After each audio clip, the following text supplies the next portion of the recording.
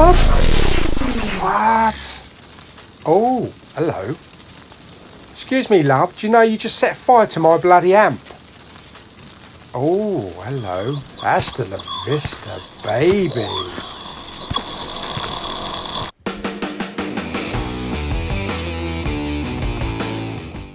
Hey everyone, Big Pauly back for a new exciting episode of What's in the Poundland Bin. Hopefully not Nicolas Cage, that's for sure. Right, okay, we're going to dig down deep, find out what's in there.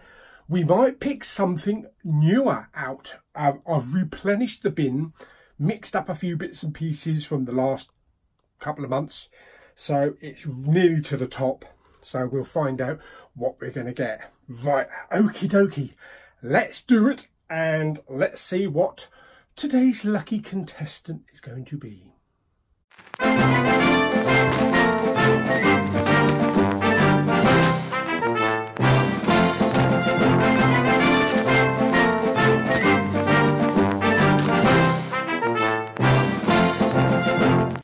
in the Poundland bin?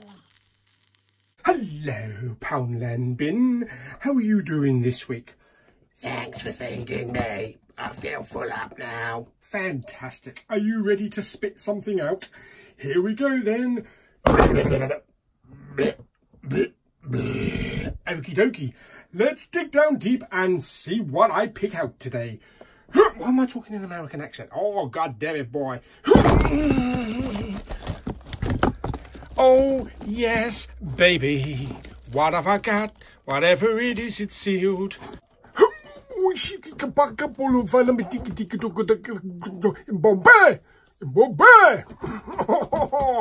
of a sudden, I'm talking Wikandan. Okie dokie. Right. It is sealed.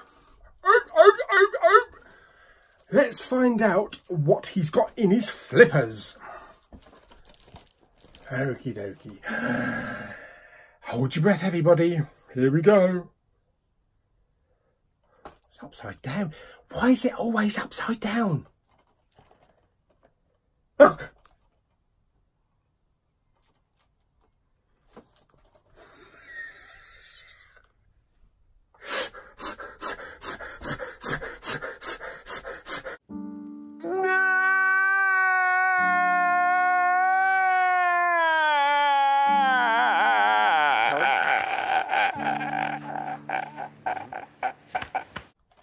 Nicolas bloody Cage! Nicolas bloody Cage, I'm telling you! Oh my god, no!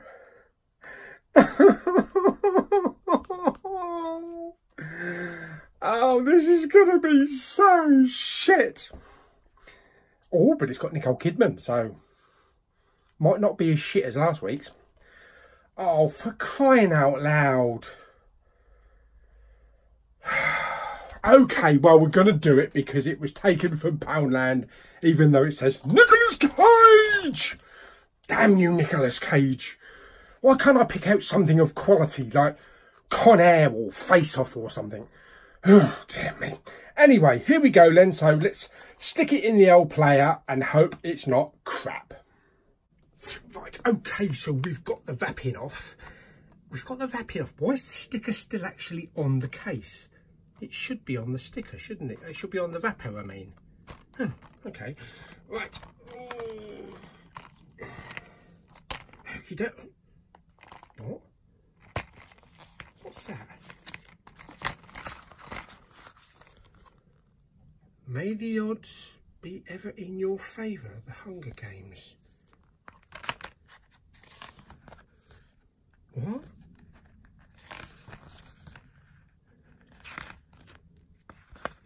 What? They put that in the wrong case. Looks like that should be in another case.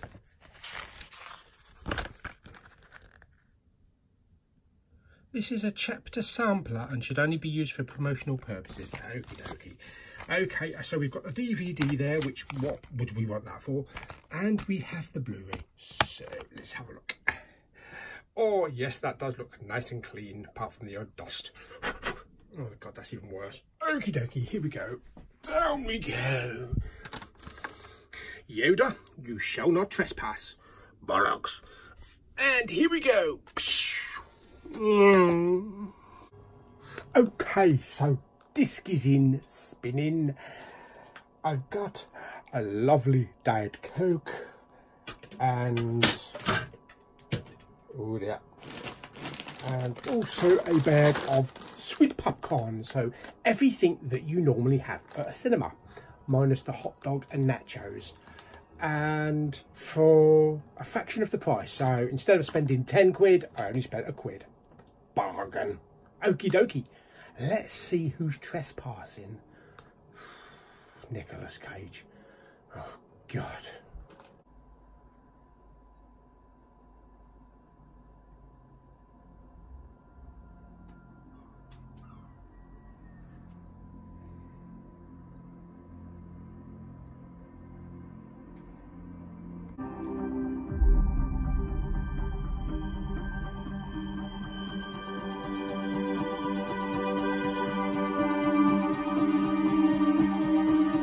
Okay, so Trespass with Nicolas Cage and Nicole Kidman. I actually quite enjoyed it. I did enjoy it. Didn't get me bored. Edge of the seat all the way through. Tension. Yeah, it was a pretty good film. It's directed by Joel Schumacher. Basically, it stars Nicolas Cage and Nicole Kidman as a couple living in this big old mansion, really rich and all that kind of shit. And he's a diamond dealer. So they live in this idyllic house, all this top-notch security. He's got built-in safes and all that kind of stuff. But he doesn't seem to have time for the family.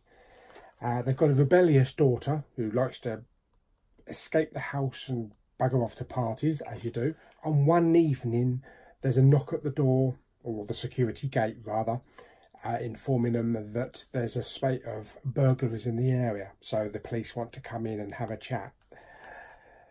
That's usually the first sign that they're the actual burglars. Yes, so it turns into a home invasion movie.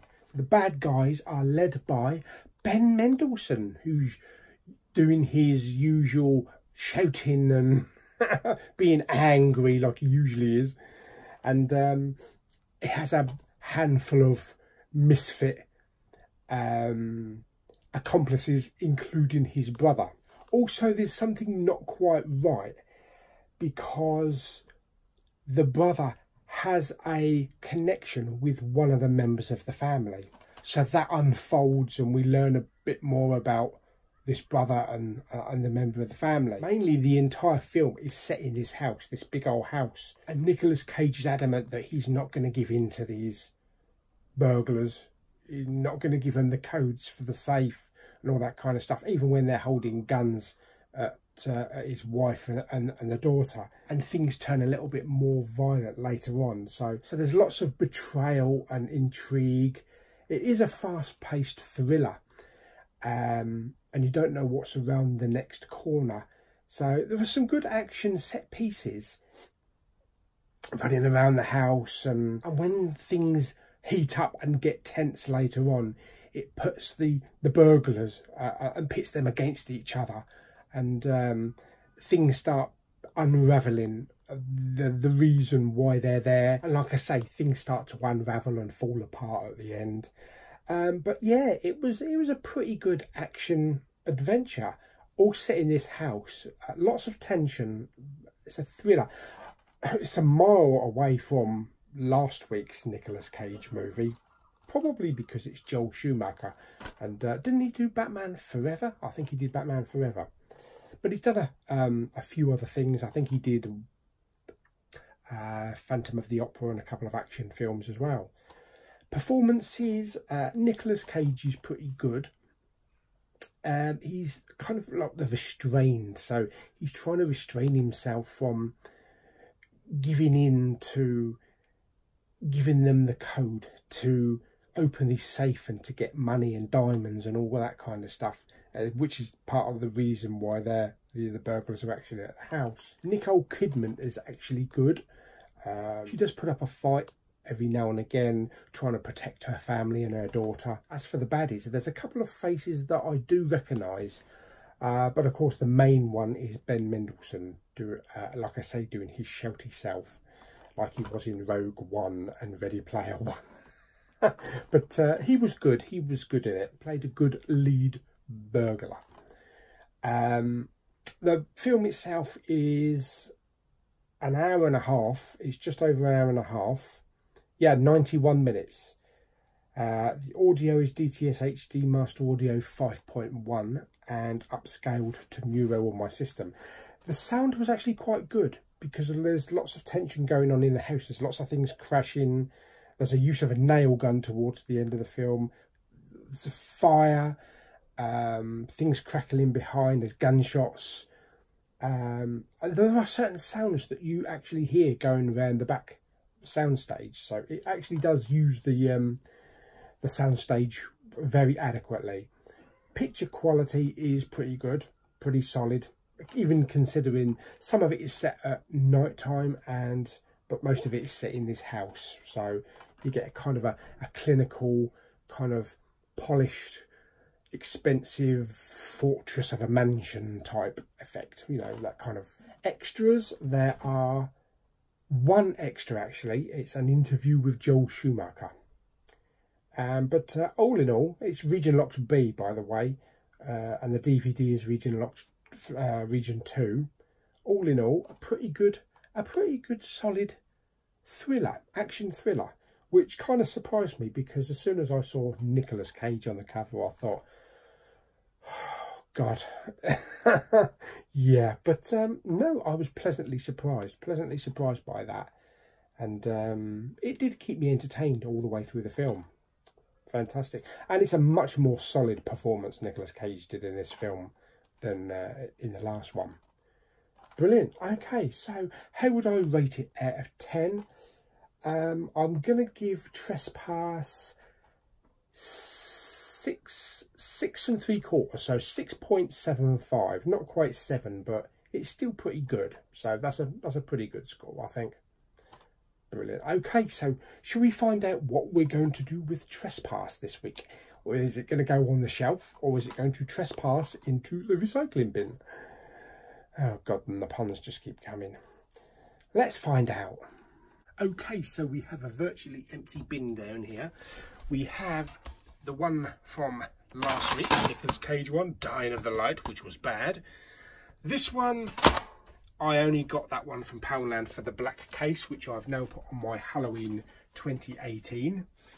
And I've had a shift around up here, and we've got the ones that I'm keeping for now down there, all stacked up. So I don't think there's any more room to put any more down there. But what are we going to do with Trespass?